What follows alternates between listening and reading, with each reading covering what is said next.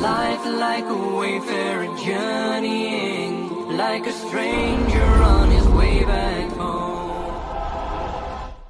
توڑا ہم نے پرواہ ہی نہیں کی. ہم سمجھے دنیا میں آئے ہیں تو ہماری دنیا ہے, آوارہ ہوں, خواہشات نفس کے مطابق زندگی گزاریں, آنکھیں بے حیائی میں لگی رہیں, سوچیں آوارگی میں لگی رہیں, کان نغمے سنتے رہے, زبان جھوٹ بکتی رہی, ظلم و جبر کا بازار گرم رکھا, عصمتیں عزتیں پامال کرتا رہا, لوگوں کا مال لوٹتا رہا, حق غصب کرتا رہا, کلیجی اور دل چیرتا رہا, لوگوں کو زخمی کرتا رہا, لوگوں کے جذبات سے کھیلتا رہا. پرواہ نہیں کی کہ یہ دنیا ہے, امتحان گاہ ہے, چند دنوں کے لیے آئے ہیں, اللہ کے حضور پیش ہونا ہے, عملوں کا حساب ہونا ہے.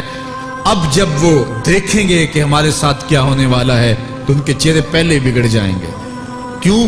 وہ گمان کریں گے کہ ان کی ریڑھ کی ہڈی توڑ دی جائے گی. ایسے عذاب آئیں گے جس طرح کسی کی ریڑھ کی ہڈی ٹوٹ جائے تو اس کا چہرہ شگفتہ گلاب تو نہیں ہوتا, اس کا چہرہ جو ہے وہ تو کس قدر مرجھایا ہوا ہوتا ہے. تو اللہ ارشاد فرماتا ہے اس طرح ان کے چہرے ہوں گے. ابھی عذاب آیا نہیں ہے لیکن چہرے پہلے اترے ہوئے ہوں گے, اور جب عذاب کی بھٹی میں ڈالے جائیں گے, اللہ اکبر, اور وہ سخت عذاب. حضور نے جبریل امین سے پوچھا مجھے جہنم کے عذابوں کا ذکر سناؤ. عرض کی حضور سب سے ہلکے عذاب کی کہانی سناتا ہوں, اور وہ یہ کہ جہنمی کے پاؤں میں آگ کا جوتا رکھا جائے گا, باقی پورا بدن اس کا سلامت ہوگا. یہ سب سے ہلکے عذاب کی کیفیت ہے. اب پاؤں میں آگ کا جوتا ہوگا, حدت, گرمی, شدت اتنی ہوگی کہ دماغ پگھل کے ناک اور کانوں کے راستے سے باہر آ جائے گا.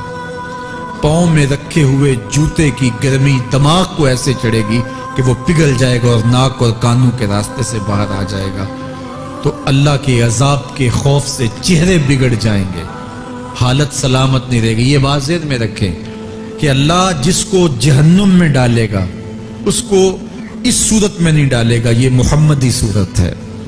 یہ شکل اس کی چھین لی جائے گی اور اس کی شکل بڑی کر دی جائے گی. اس کا ایک ایک دانت احد پہاڑ جتنا ہوگا. احد پہاڑ کا پھیلاؤ 15 کلومیٹر پہ ہے. 15 کلومیٹر کا ایک دانت اور 32 دانت کتنے ہوں گے تو منہ کتنا بڑا ہوگا. اس کو اتنا بڑا اس لیے کیا جائے گا تاکہ وہ عذاب کی تکلیف زیادہ سہے. 70 گز موٹی کھال ہوگی اور کھال جل جائے گی تو اللہ قرآن میں فرماتا ہے ہم نئی کھال دے دیں گے تاکہ عذاب کی تکلیف اس کو گوارا کرنی پڑے.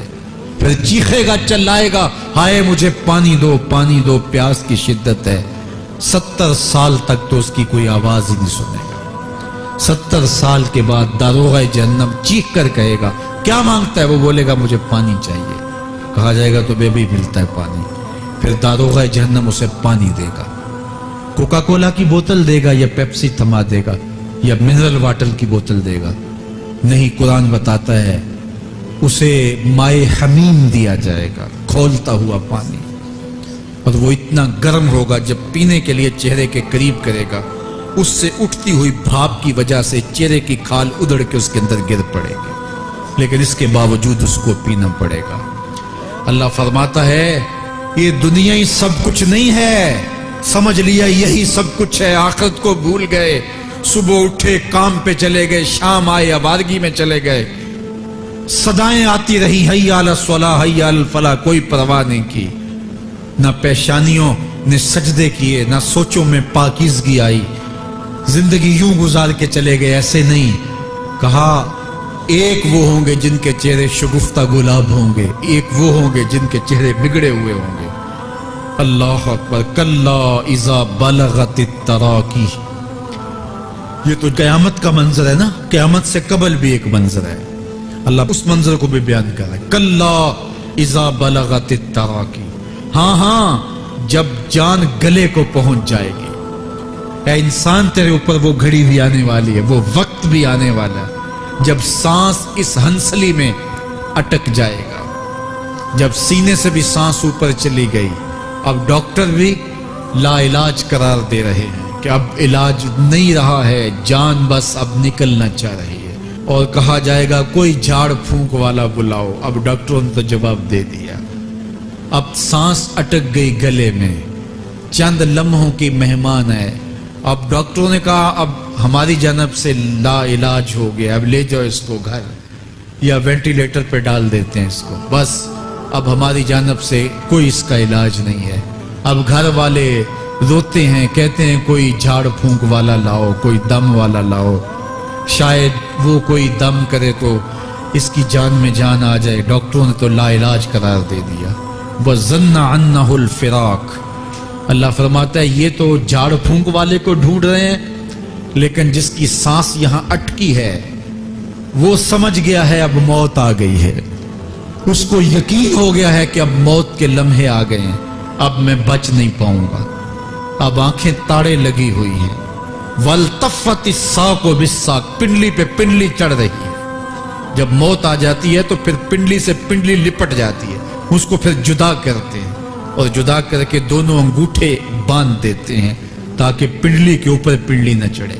اللہ وہ منظر بیان کرتا ہے، صاحب یہ وقت آنے والا ہے جب دونوں انگوٹھے باندھ دیے جائیں گے، جب ناک میں روئی ٹھونس دی جائے گی، جب چٹے لباس میں کفن دیا جائے گا، جب غسال کے سامنے بے بس پڑے ہوں گے، وہ چاہے یہ بازو اٹھائے چاہے یہ بازو اٹھائے، گرم پانی ڈالے یا سرد پانی ڈالے، جب بس پڑے ہوئے ہوں گے جو ہے وہ غسل دینے والوں کے، اور ناک میں روئی ہوگی اور دونوں انگوٹھے آپس میں بندھے ہوں گے۔ یہ محل، یہ ماڑی، یہ کوٹھیاں، یہ بنگلے جس کو سویر شام لگ کے حلال حرام کی تمیز کیے بغیر بنایا تھا، غوث اعظم رضی اللہ تعالیٰ عنہ بولے مکان بنا رہا ہے، بسیں گے اور حساب تو جا کے دے گا، اور یہ تو ایک رات بھی تجھے اس گھر کے اندر نہیں رکھیں گے کہ چلو ایک رات مہمان رکھ لیں۔ کہتے ہیں نہیں نہیں، مہمانوں نے بھی جانا ہے تو جلدی کرو، اس کو سپرد کراؤ، وہ تو تیرا لباس بھی پھاڑ کے اتاریں گے، خود غسل دینے کے لیے تیار بھی نہیں ہے، تجھ سے خوف آنے لگا ہے۔ جاندی واری ڈرونا بنے ہوتے، ہاتھ نہ لاندے ڈر دے، جنہ لئی تو پاپ کمائے اج کتھے نہیں تیرے کر دے۔ آج تو وہ تیرے ساتھ تجھے غسل دینے کے لیے آمادہ نہیں ہے۔ وَالْتَفَّتِ السَّاقُ بِالسَّاقِ، جب پنڈلی پہ پنڈلی چڑھنے لگ جائے گی، إِلَىٰ رَبِّكَ يَوْمَئِذٍ الْمَسَاقُ، اس دن تیرے رب کی طرف ہی لوٹ کے جانا ہے۔ فَلَا صَدَّقَ وَلَا صَلَّىٰ، اس نے نہ تو سچ مانا اور نہ نماز پڑھی، وَلَٰكِنْ كَذَّبَ وَتَوَلَّىٰ، ہاں جھٹلایا اور منہ پھیر کے چل پڑا۔ ثُمَّ ذَهَبَ إِلَىٰ أَهْلِهِ يَتَمَطَّىٰ، پھر اپنے گھر کو اکڑتا ہوا چلا۔ اولا لک فاولا ثم اولا لک فاولا، تیری خرابی آ پہنچی، ہاں تیری خرابی آ پہنچی۔ ایحسب الانسان ان یترک سدی، انسان دنیا میں یہ گمان کرتا ہے اس کو سدا چھوڑ دیا جائے گا۔ سدا عربی میں ایسے اونٹ کو کہتے ہیں جس کی مہار کسی کے ہاتھ میں نہ ہو، شترے بے مہار، جہاں مرضی جس گھاٹ سے چاہے پانی پیے، جہاں سے مرضی چارہ لے، تو شترے بے مہار کو کہتے ہیں سدا۔ تو یہ انسان بھی گمان کرتا ہے کہ میں بھی سدا ہوں، مجھے کوئی کیوں پوچھے، میرے جذبات پہ کوئی کیوں قدغن لگائے، مجھے کیوں روکے کوئی۔